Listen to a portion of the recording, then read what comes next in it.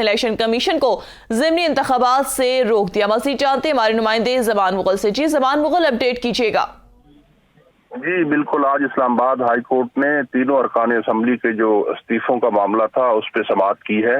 سماعت کے دوران عدالت نے استفسار کیا کہ پہلے آپ لوگ کہتے تھے کہ ہمارے استعفے منظور نہیں کیے جا رہے اور اب آپ لوگ کہتے ہیں کہ ہمارے استعفے منظور نہ کیے جائیں، جس پر بیرسٹر علی ظفر نے کہا کہ ہمارا ایک کیس لاہور میں بھی چل رہا ہے، کیونکہ ہم نے یہ استدعا کی تھی کہ پک اینڈ چوز نہ کیا جائے، اجتماعی طور پہ ہمارے استعفے قبول کیے جائیں، لیکن الیکشن کمیشن نے یہ کام نہیں کیا تھا اور نہ اسپیکر نے یہ کیا تھا اور پک اینڈ چوز کا عمل جاری رکھا، جس کے بعد ہم مجبوراً اسلام آباد ہائی کورٹ میں آئے ہیں۔ تو عدالت نے استفسار کیا کہ آپ لوگ تین ہی کیوں آئے ہیں؟ تو انہوں نے کہا کہ جی چونکہ ہم اسلام آباد بیس ارکان اسمبلی تھے، اس لیے ہم اسلام آباد ہائی کورٹ میں آئے ہیں، باقی جو ارکان اسمبلی ہیں ان کا معاملہ لاہور میں چل رہا ہے۔